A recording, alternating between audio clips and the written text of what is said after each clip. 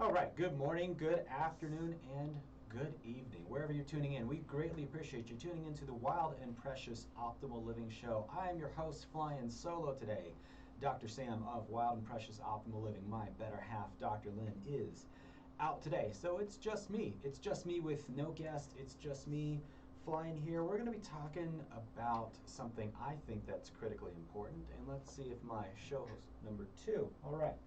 We'll drop that back down. There we go. Remember, folks, I'm not an actual professional radio show host. I am a doctor, and I don't play one on TV. But hopefully, you guys can tune in and hear me now. So again, welcome. Thanks for coming in. I'm flying solo today. And first, before we get started, I want to thank our show sponsor, Neuro Solutions. The laser we use in the practice, we use every single day. We take it with us when we travel. We take it with us when we go home, when we use it in the office, everywhere. It is arguably one of the best tools that we have ever invested in. And as any tool, I can't say this enough, as any tool that you get, the most important thing is how you use it, the operator, right? The knowledge that you have behind it is the most important piece. And the team behind Neuro Solutions is second to none. They are a fantastic group, very intelligent, very articulate, and very compassionate. A great group of doctors that is willing to go above and beyond to help you in whatever sense that you need. So it's a great team that we're really, really proud to partner with. We're really happy to partner with, and can't say enough good things about them. I mean, the amazing things that we've seen with this laser on a daily basis just continues to blow us away of all the things that it can do. So again, if you're looking for a way to upgrade your health, as we'll talk about today, a way to really change the game of your health, of your wellness, of yourself, and of your family, then I can't say enough good things about Neuro Solutions. So today it's just me. We don't have a guest, and it's a really good time right now as we're kind of transitioning out of spring here in another month into summertime, which is crazy to believe, but really wanted to transition and really talk about and string together a lot of the shows that we've done recently and frame it in a way for people to really take some actionable steps to improve their life. So obviously the pandemic is still going on. We still have all of these, different requirements, different things are coming out from the CDC almost every day. We're constantly being bombarded with new information. And if you've traveled recently, you'll notice really the massive confusion that comes when you're in one state versus another. And the hardest part about all this, and to me the most frustrating part about the entire dialogue of the whole pandemic about COVID, whether it's how dangerous the disease is, how many people have died, whether now we're talking about the vaccine, possible vaccine hesitancy. The issues of all of that and what's constantly being ignored is what you can do personally to improve your health. That is a conversation that really isn't happening anywhere out there. And to me, that's really the most frustrating part of this whole piece, is that despite the fact that we're talking about, hey, should you wear a mask? Should you not wear a vax? Should you get vaccinated? Should you not get vaccinated? Should you socially distance? Should you go outdoors, stay indoors, hop on one leg, whatever it is? No one is talking about things you can actually do to improve your own health. So that's what we're going to talk about today. I'm going to try and string together a lot of the shows that we've talked about, the different topics we've brought in, how that really fits into your life, your narrative, your story, and again, steps you can take, things you can do in order to improve your health, your well-being, and the health and well-being of your friends and family. Because at the end of the day, the most important probably action step and realization and mindset that as a country we need to take, and as a society and as a human race, is self-responsibility, right? And you could really look at any problem in our culture and what we're facing as a species, and it all can really come back down to self-responsibility. That's the most important thing. You are responsible for your health. You're responsible for your well-being. Nobody else. So regardless of the narrative of, well, you're doing this because it affects other people, yes, that's true, but those other people also have a responsibility for themselves to keep themselves as healthy as possible. Because guess what? A healthier culture, a healthier nation, a healthier society, and a healthier species won't circulate dangerous viruses and dangerous bacteria and dangerous fungi and mold and parasites and whatever the threat may be, those won't circulate if you have a healthier group, regardless. It doesn't matter what it is. The healthier you are, the less likely and less susceptible you are to other things coming from the outside. So that's what we're going to talk about. That's where the conversation is really going to start. So the model that I'm going to use is the same model that we use in our practice. We use what's called a foundation for vibrant health, and this is a tool that my wife created. And you can think of this as like looking at a pyramid. So a pyramid has several different layers, and at the very top of that pyramid, you have vibrant health. You have your specific health goals, your specific health vision, and really how you want to be, how you want to feel, how you want to look, how much energy you want to have. All of that is your vibrant health goal. Are you living life with vigor and energy? Are you feeling vibrant, or are you feeling sluggish? And as I was just talking to our producer here in the back and our station manager Henry, and he was just telling me, he's like, man, I feel good. I feel really awesome. I'm like, dude, that's great. That's how you should feel. You should feel really good. You should feel really awesome. That's our natural state, is feeling amazing, feeling full of energy, just bouncing off the walls. And it's really sad because most people do not feel like that. Most people wake up every day feeling on an energy level like around a 2 or a 3 on a scale of 10. 10 being just, you're a little 2-year-old bouncing off the walls after you had 2 espressos. Most people don't feel like that. Most people feel the exact opposite. They're totally devoid of energy, they're totally sluggish, and they can't imagine living any other way. But you can. There are steps you can take to do that. So think about, at the very top of this pyramid, you have your vibrant health vision, and that's going to be specific to you, right? I don't ever want to look like an endurance athlete. I don't want to be rail thin. I also don't want to look like a balloon man who's like jacked up Arnold Schwarzenegger. I don't want to look like that either. That's not my personal health vision, but there are other people that do want to look like that. They want to just be completely just defined and completely massive in every sense of the word, and that's okay. That's their health vision and their health goal, and as long as it's creating longevity for them and they're happy about that and they feel good and they're functioning well, that's the most important piece. So that's the other thing I really want to bring up, is when it comes to your vibrant health and your personal health vision and health goal, you need to include some metrics, some measurables, and some data. You cannot just go by how you feel, because if you do that, that's going to lead you down a road and lead you down a potential path where you may be tricked into thinking, I feel healthy, I feel good, ergo I'm healthy. And that's not how it works, because the best example I can think of is people that get a diagnosis of a terminal illness like cancer, or people that have heart attacks. And a heart attack is a personal thing to me because my uncle died of a heart attack when I was a kid.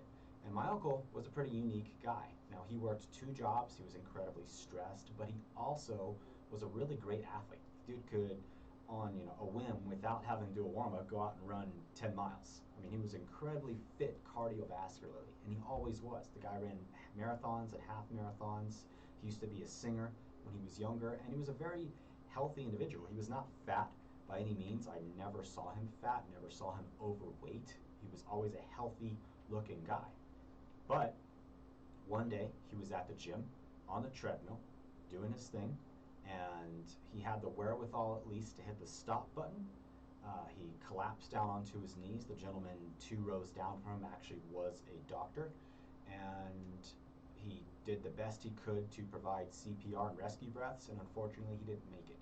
He died of a massive heart attack right there in the gym. And this was a guy who was in his 40s. This was a guy who was healthy. This was a guy who ran on a almost daily basis. Felt great, felt good. He was full of energy. What was going on with this? What was happening? What was going on? Well, on the inside of him, he did not have optimal function, is my suspicion, and what I know now about the nervous system and how the brain works. He had some kind of compromise in his nervous system and in his brain, and that his inability to adapt to stress, both externally and internally, led to this myocardial event. That's what I personally believe. Had he been under some kind of care like what we provide now, we could have probably caught that, looking at things like heart rate variability and looking at how his system was functioning, and said, hey, listen, right now you going to the gym and doing a lot of this really intense exercise and some of the supplementation that you're taking, it's not a good idea. You're putting yourself under more stress and actually doing more harm than good. We need to work on your recovery skills. We need to work on your recovery mechanisms so that when you do go and put yourself in these situations of stress, and again, exercise, work, whatever it may be, you have the capacity to adapt appropriately without compromising your health. So I do want to push that out there, that you need some kind of metric, you need some kind of measurement. You cannot go just by feeling. And there are a lot of great things out there. There's the Apple Watches provide metrics on looking at heart rate, on looking at heart rate variability. There's things like Whoop, which you can look at, which tracks your heart rate variability as well. There are a lot of other tools and apps and things out there now that you can use, and I certainly encourage you getting something like that to track your health on a daily basis. Blood work is another great way to do that as well. Looking at, again, your cholesterol levels, looking at your inflammation levels, looking at your vitamin D levels, which we'll talk about. All those things are great metrics to see, hey, how am I really doing? Because you may be surprised by what you find. The last blood work that I did showed that I actually had some active infections that I didn't even know about. And again, I feel great. I don't have any, runny nose. I don't have a fever. I don't have a cough. I don't have sneezing or any of that kind of stuff. But I had an active underlying infection of a virus called an Epstein-Barr virus that was causing issues for me, causing some fatigue issues. And I didn't even know it. Like I said, that was the only thing that I had, and I just assumed it was because I had at that time, a 3-year-old who wasn't sleeping the greatest every night, so I just assumed it was because my sleep wasn't that good. But looking at my blood work and seeing, oh wow, I've actually got this underlying infection that's causing some other issues, that's causing an increase in inflammation in my body, which could correlate to some of the achiness or some occasional joint pain and things like that. That's what was causing it. So you'd be surprised at the things that you would find in your blood work, in your scans of looking at how your nervous system is functioning through heart rate variability, that could surprise you, because again, you may feel good, but the numbers here are going to show that differently. And if you address those, I can promise you you will take your health to a whole new level. So that's where we start at the top. So again, this top of our pyramid is this vibrant health piece. So again, I want you to go off how you feel, but I also want you to have some metrics. So whether it's weight, whether it's body fat percentage, whether it's heart rate variability, blood work, all of those things are important, but pick out ones that you have access to that you feel like are going to serve you best. Personally, I would encourage people to look at their weight, their body fat percentage. I would consider getting something like a heart rate variability measurement device. And again, Apple Watch, Whoop are both two great top-of-the-line products, and then blood work. And I would look at those on not only a daily and monthly basis, but for blood work, sometime that would probably be a yearly basis. Again, just to make sure all of your I's are dotted and your T's are crossed. So now below that, on this vibrant health period, this vibrant health pyramid, you're going to have what we call the big three. And this is what most people think of when it comes to health. These are the active things you do on a daily basis, weekly basis, and monthly basis that lead to that vibrant health piece. And that's movement, that's recuperation, and that's nourishment. So those three are going to be on that next level. Below that is mindset. And we'll talk about mindset as well. And really when you think about mindset, that is, I can break that down into two ways. That's what I call positive survival values or negative survival values. And we'll discuss what both of those mean. And at the very bottom, that's resilience. The foundation of this pyramid is resilience, and that's how your brain and how your nervous system is functioning. The most important piece, because that sets the foundation for everything else, which again, like I said, what we talked about with the heart rate variability piece, that's really where that comes in.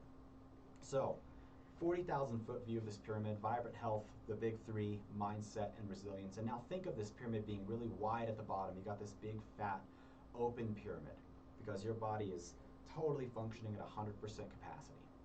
Now let's talk about some things that may start to narrow that pyramid, and will start to take away from your health and create more disease and create more stress and create more things that will take away from your health and rob you of your energy, your vibrance, and your well-being.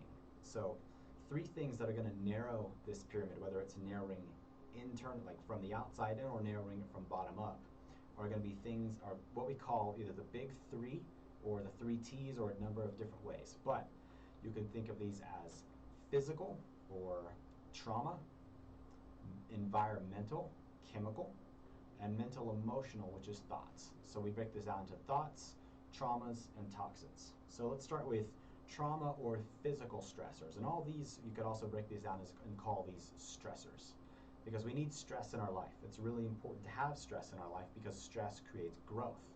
That's why when astronauts go to outer space, they have to have some kind of exercise, some kind of movement to keep their bones and bodies strong, even though they still lose bone mass and muscle mass when they're in outer space because they don't have gravity. Gravity is the most important stressor on our bodies because it's what helps our brain and nervous system grow, but it's what also keeps our bodies strong. We have to be able to overcome gravity. But physical stressors, you can think of these in a number of different ways, whether they're what's called micro traumas or macro traumas. Micro traumas can be things like posture, how you hold your body every day. And let's say you're a person who works at a desk, or maybe you drive a car, so you sit a lot. How you hold your body when you sit, and for our radio listeners, if you're like flexing yourself forward and really slouching, letting your shoulders come forward, that can be a micro physical stressor on a daily basis. Because think about what you're doing. You're collapsing your whole body forward. You're letting your shoulders roll forward. You're letting your stomach hang forward, and your rib cage is collapsing over. So what happens? Well, one of the first things that happens is all these muscles in the front part of your body start to get really tight. So you pull your shoulders forward, you pull your spine out of alignment, and you put a lot of stress on your low back, and you can start to create degeneration in the lower part of your spine and your low back. What that does over time is it can start to cause things like disc herniations, and now you create a less stable architectural structure in your low back, which can lead to issues because your low back protects the nervous system in your spinal cord, and those nerves go out to every muscle, organ, and gland in the lower extremity. So everything from your stomach, your lower digestive system, your reproductive organs, your bladder, your bowels, your legs, circulation, muscles, everything. All that comes from the lower part of the back.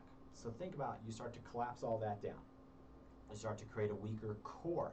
So now your stomach muscles are not able to properly protect all of your internal organs. As well as now your shoulders roll forward.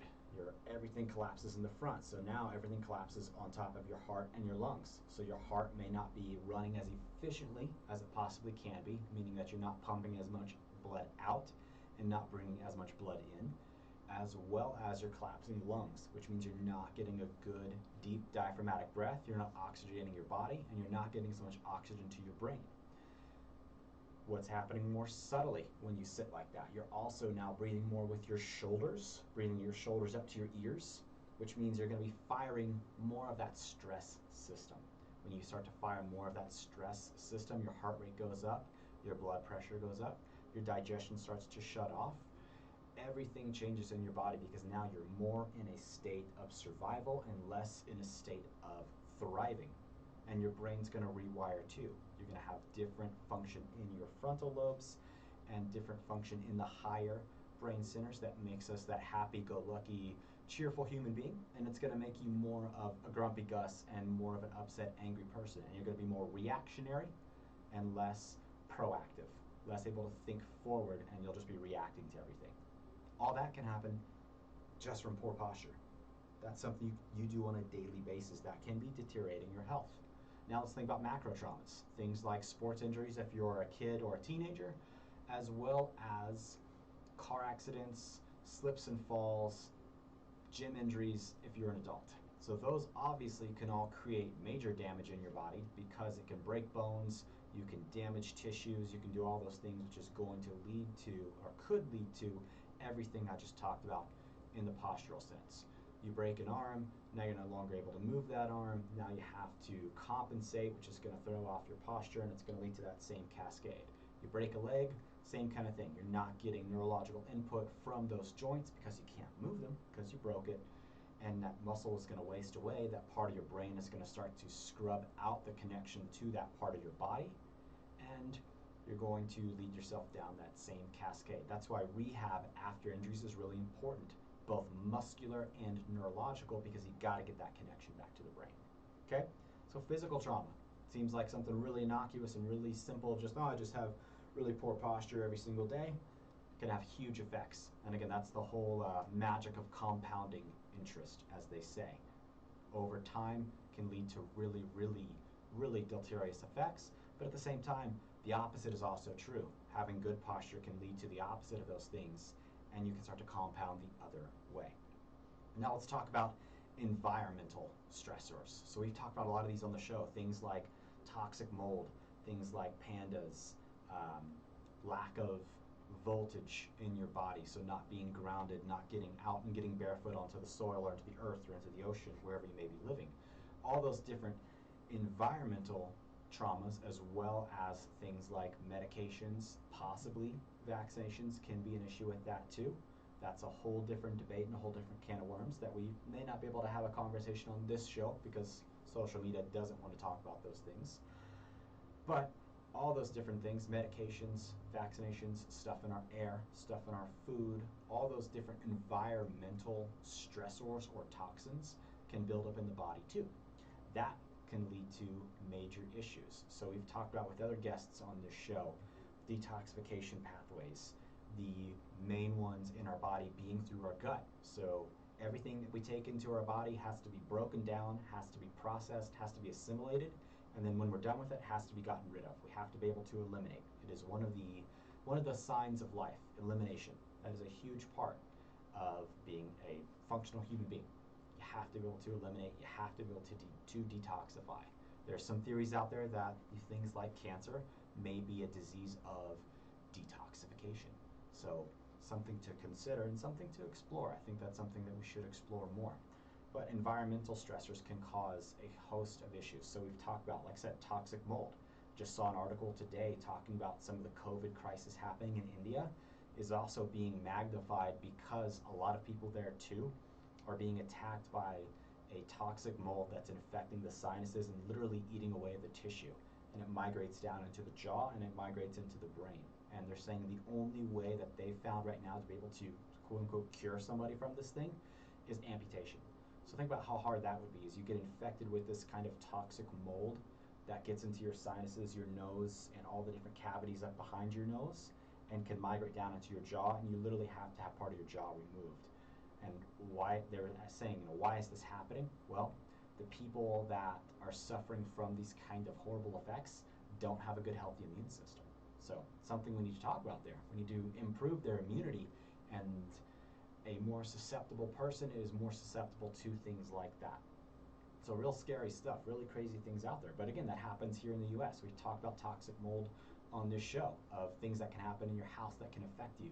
And then all of a sudden your cognition goes down. All of a sudden your energy and your focus and your drive, all that starts to go into the tank. And everybody's looking at you saying, well, you look fine, what's wrong? It's all in your head. You're saying, no, seriously, something is wrong, I just don't know what it is. Because your immune system was exposed to this toxicity and you did not have enough resilience to overcome it.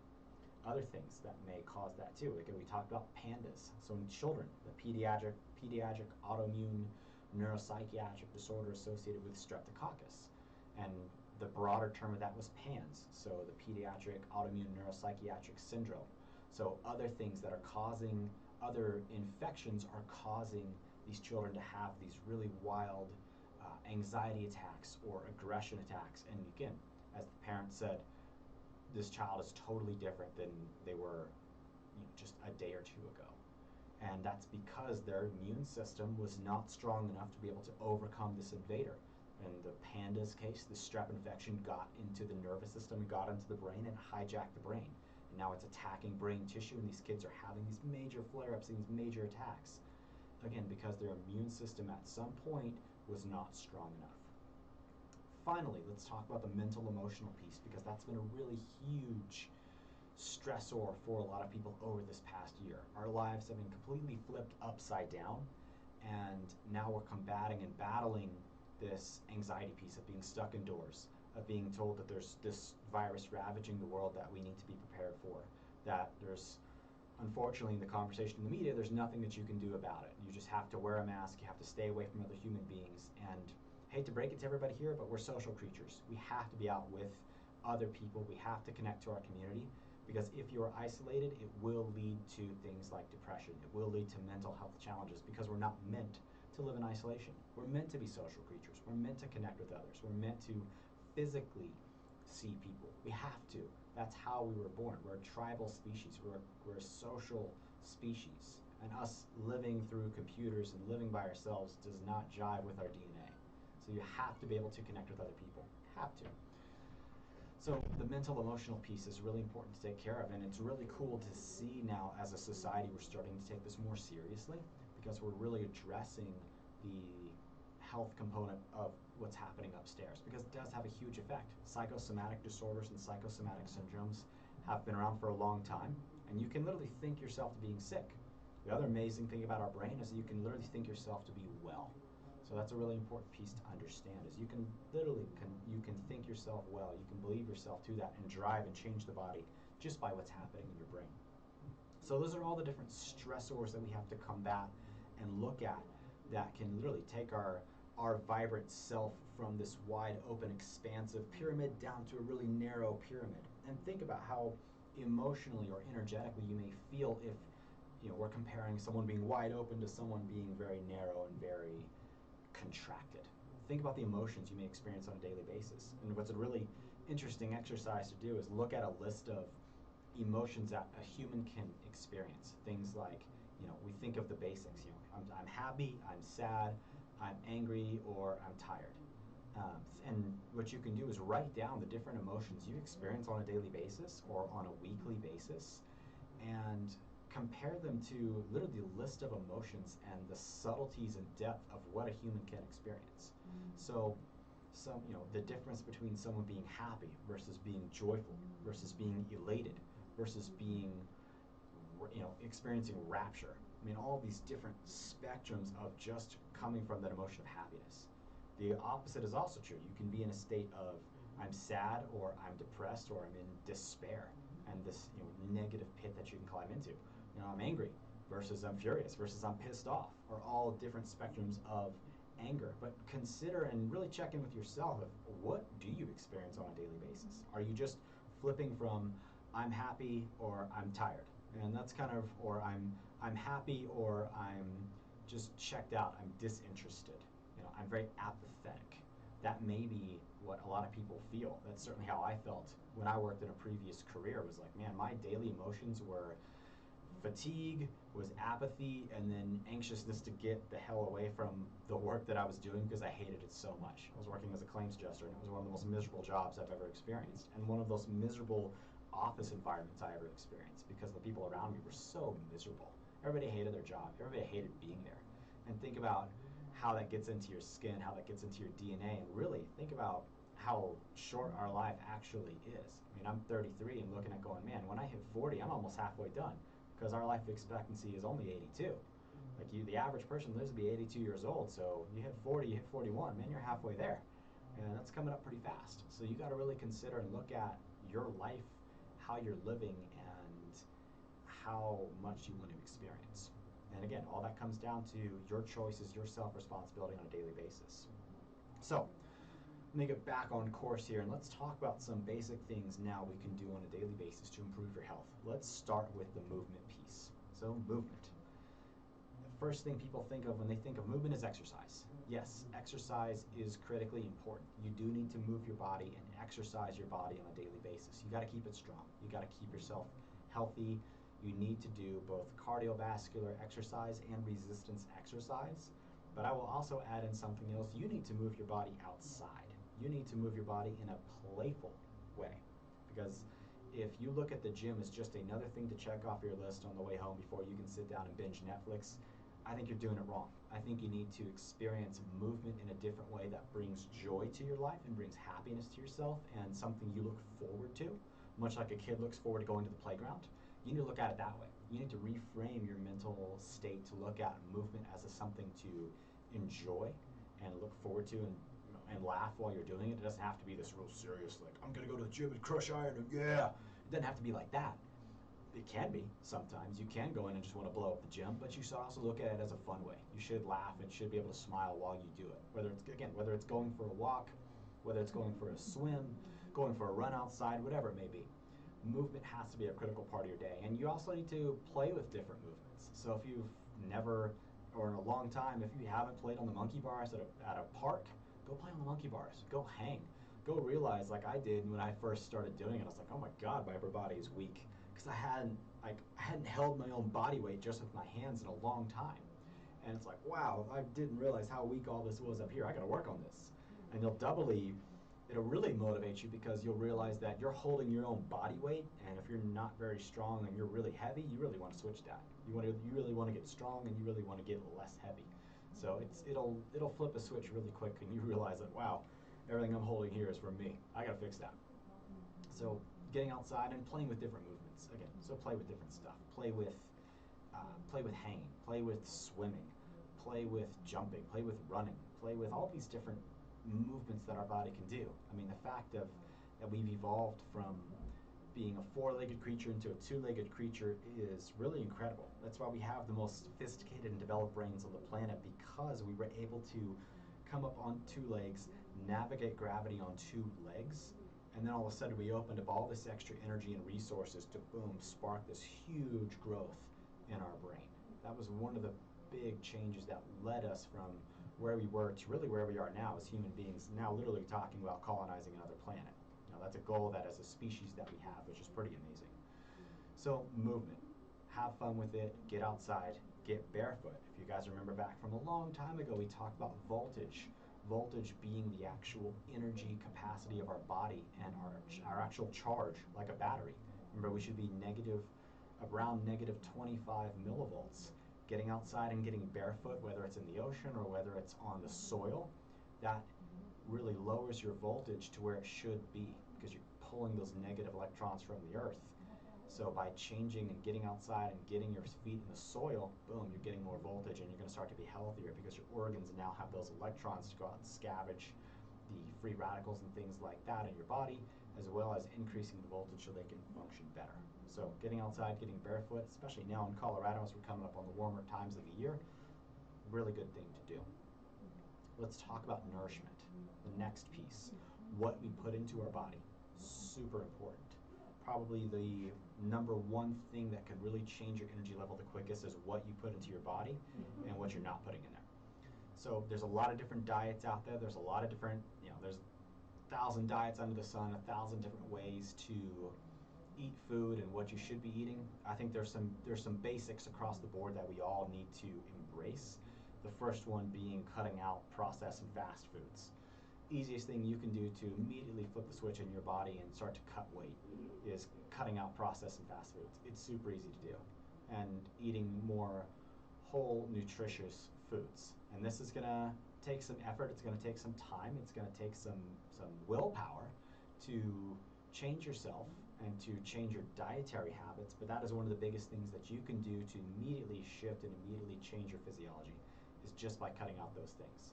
So I think personally, like the probably number one things that we need to do is that, as well as cutting out sugar. If you cut out sugar in your diet and just eliminate as much of it as you can, I can guarantee you that you will change the way you feel, you will change your energy levels, and you will change your pain levels, because sugar drives inflammation in the body. The less inflammation you have, the healthier and better you're going to feel, the better you're going to heal. So cutting out inflammation, super important. Super important, cutting out sugar, doing all those things.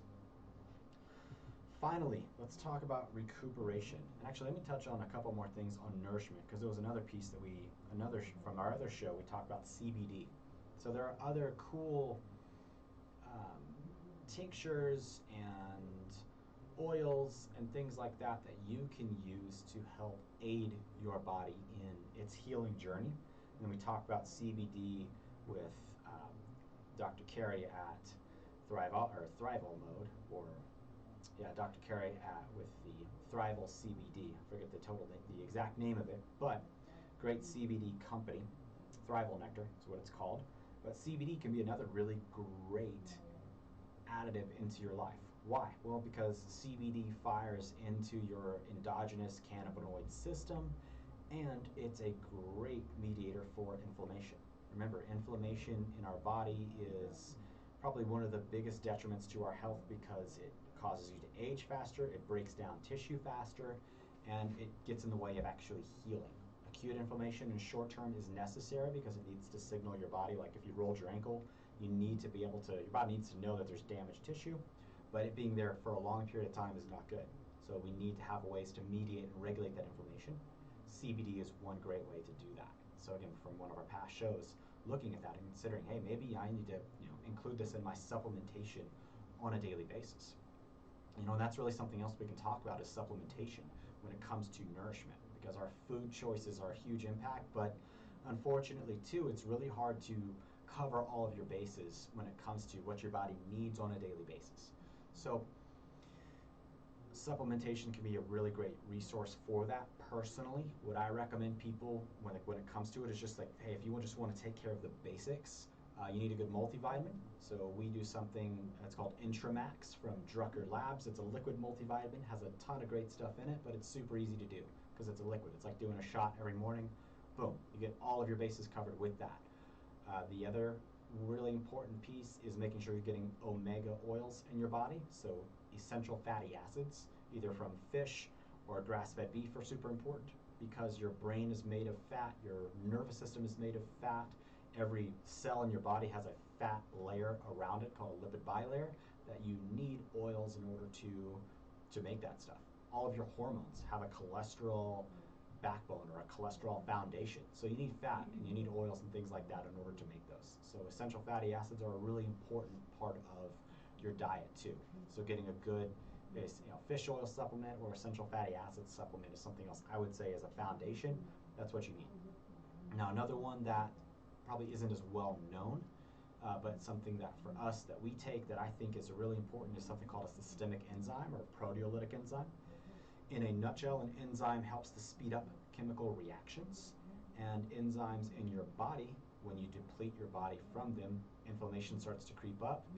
Your body also starts to create more fibrin, which is the stuff that helps to create a scar when you cut yourself. But when you're a kid, remember, you don't really create scars. If you ever you've seen like our 4-year-old who'll get a cut and it'll heal up in like a day or two, and he doesn't have any scars or anything there. His skin is super pliable, it's just super smooth because he's got enough systemic enzymes in his body to be able to eat away at the excess fibrin. So if you want to cut down on inflammation and increase the function of your body, I recommend systemic enzymes as well as part of that foundational piece. But that's in nourishment. Now let's talk about recuperation. So this is probably the most ignored part of our health regime, because as Americans we're very go, go, go. Everything is go. How much more can I do? How much more can I get in? Can I do things faster? Can I do things better? Can I do things stronger? But at the same time, there's a flip side to that. We need times of recuperation and of times of downtime, right? And not just sleep. So sleep is probably the most important part of recuperation, but also quiet time. So I'm going to talk about those two pieces. When it comes to sleep, the way we explain it to people is sleep is a lot like landing an airplane, not like turning off a light switch. So when it comes to sleep, you need to have a process. You need to have a process of how you wind down from the day.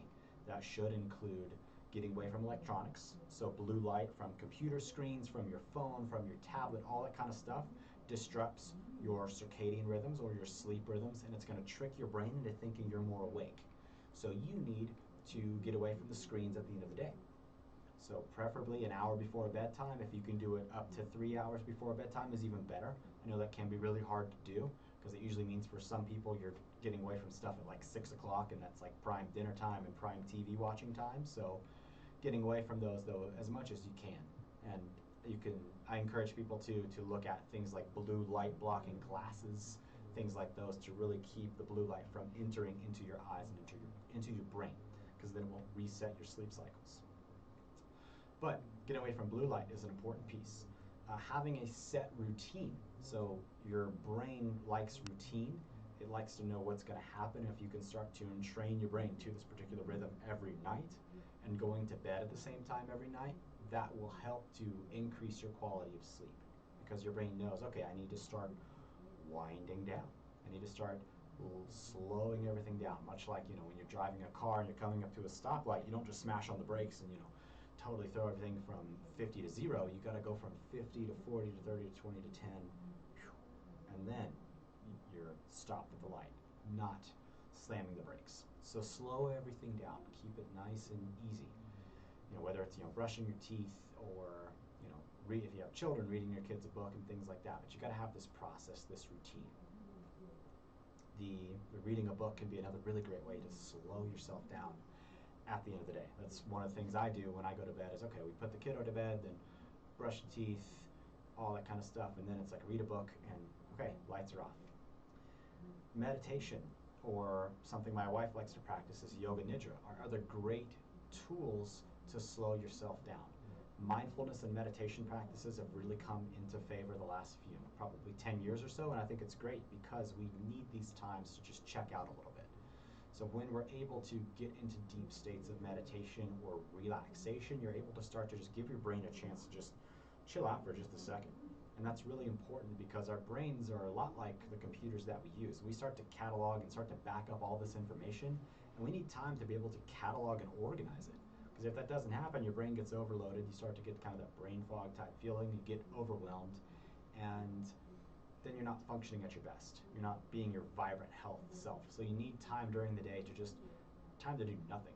And after lunch, that's why a lot of cultures will do that siesta, which I really wish we would embrace here in America. Just, hey, you need an hour after lunch to just take a nap, to go for a walk, to just decompress a little bit, to take the stress level down.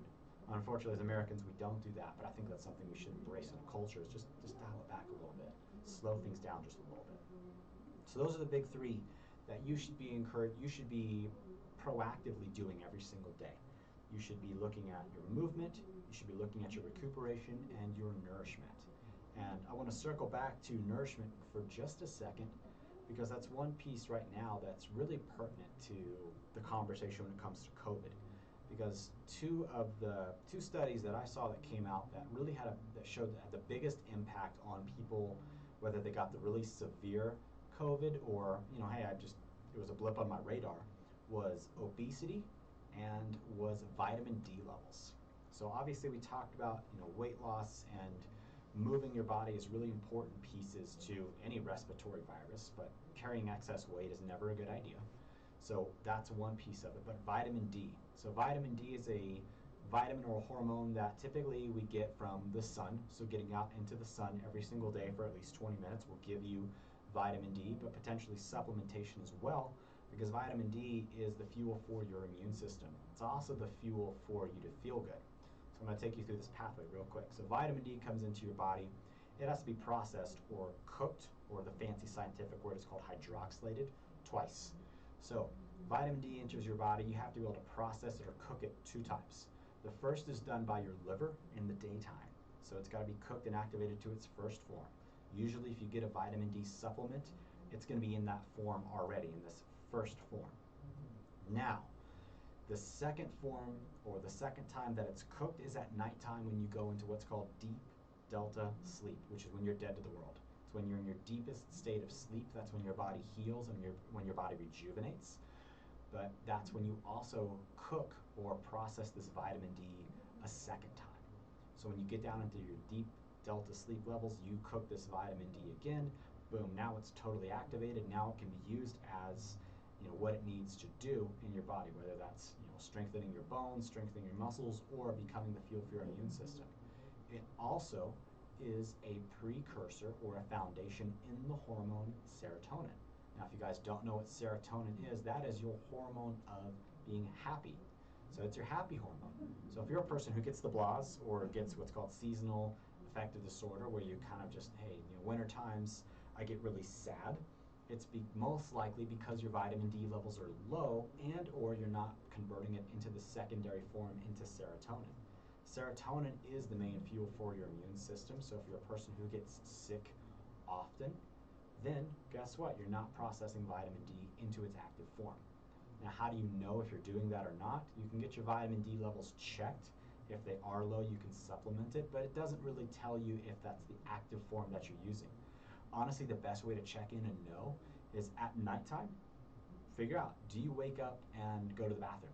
If you have to wake up and go pee, I can guarantee you're not getting into deep delta sleep, because when you go into deep delta sleep, you emit a hormone that's called anti-diuretic hormone, which keeps your body from sending fluid to the bladder. So if you are not emitting that hormone, you're going to wake yourself up, you're going to have to go pee, which means your kidneys aren't able to process vitamin D into its secondary form, and boom, you're going to be more immunocompromised. So getting into deep delta sleep through that recuperation piece, super critical, super important, because it's going to make you happier because you'll produce more serotonin, and it's going to make you healthier because you'll have fuel for your immune system to fight off those nasty toxic mold viruses, COVID, bacteria, whatever it is. All those things. Okay, let's drop to mindset. Again, positive survival values or negative survival values. And mindset really comes down to one, its values, but it also comes down to how you approach the big three. The way I explain this to people is if you know what to do, like I know I need to eat right, I know I need to exercise, I know I need to go to bed earlier, but I'm not doing those things, then you are taking part in what's called having negative survival values, which means you're taking actions to purposely make yourself unhealthier. And all that is a value piece. That's all coming down to, do you value yourself enough to take care of yourself? Or do you value these other things more than yourself? Do you value watching Netflix more than going to bed on time?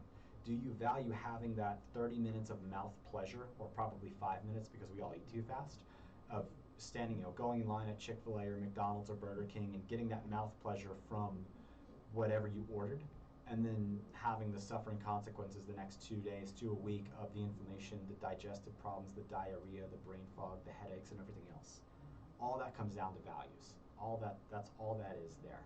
So you need to look at your values and check in with yourself internally and say, I value myself more than the 10 minutes of mouth pleasure I get from going to eat this crappy food, or staying up and watching this TV show that I really don't care about to distract myself from my life. And it sucks. And this is a really hard conversation to have, because you really have to check in with yourself of like, man, I really care about myself enough to take the necessary action steps every single day to make myself healthier. That's all this comes down to in mindset. But it's really hard because it can be really confrontational, and it can sound confrontational, especially when I'm like explaining it this way. But it's a wake-up call that people need, and especially by the time people get to our office, they've totally, they've checked out on a lot of these ways for a long time, and they cannot check out anymore. Like, you literally have maxed out your health credit card, and now you got to pay it off, which means you got to do things differently. You've got to take part in different services, and you've got to do things in a totally different way to increase your health and your vitality. And that brings me to the final piece, this resilience piece, and that's the optimal function of your brain and of your nervous system. And so that's where we step in and where we come in and look at how healthy is your brain, how healthy is your nervous system, how well is everything functioning? Are you in that stressed out state all the time, or do you have access to this relaxation state? Can you function in both? Can you have access to both? Can you wind yourself down to get the sleep, to digest the food, to absorb it, and get the necessary movement and recovery? Or can you not?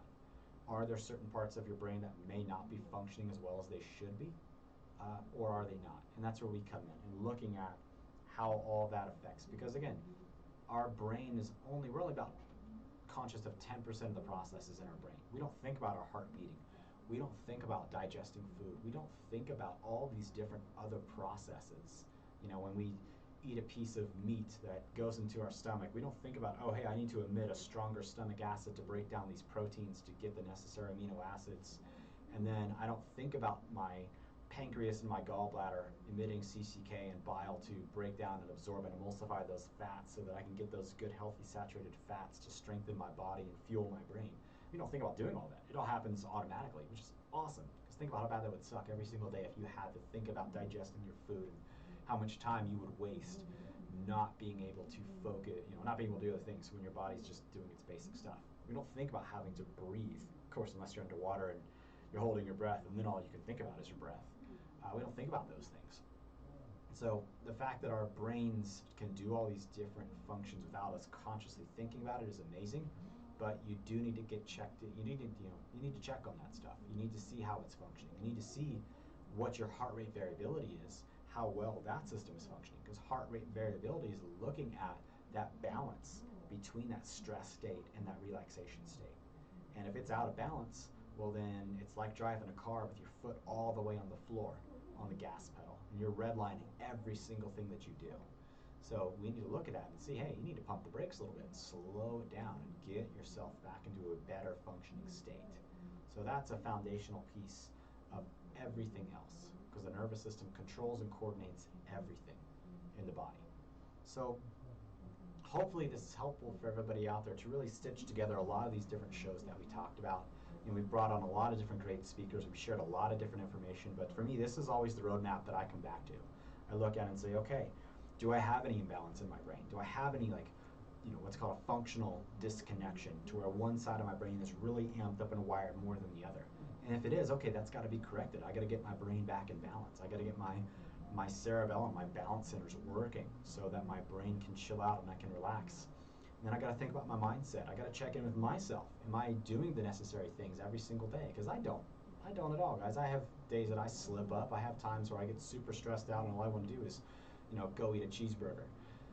But I got to get back into my higher brain centers and say, okay, if I do this, understand and know that it's going to increase inflammation in my body. I'm going to have digestive issues, and I'm going to feel it for the next probably several days for that 5 or 10 minutes of mouth pleasure. But sometimes that's just, you want to engage in that behavior, and that's okay. Just know you're going to pay the price for it, and get back on the horse, and then continue down and continue pushing to be healthier. Get back in the gym, get back into your supplements, get back into eating the right things. And then check in with yourself with your movement, making sure you're getting outside, making sure you're having fun on a daily basis. Your recuperation, make sure you're going through your sleep process, and making sure you're getting your necessary foods, your necessary supplementation, so that your energy levels and your health and yourself is as vibrant as you possibly can be. Because I don't ever believe that we are meant to be sick and suffering. I totally believe in that we are designed to be healthy and designed to be vibrant, and we're born that way. That's our natural birthright. We're not designed to be sick and suffering. We're designed to be healthy and vibrant. So this is my roadmap I always come back to. It's been super great sharing this, because I think this is a conversation we need to have more self-responsibility, more accountability to ourselves to be our absolute healthiest we can be.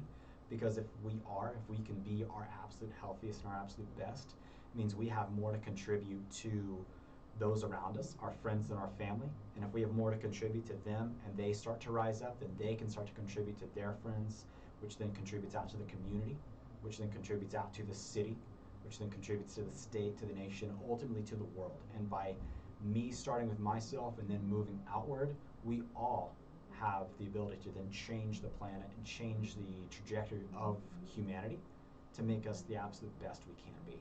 And that's the coolest thing about that.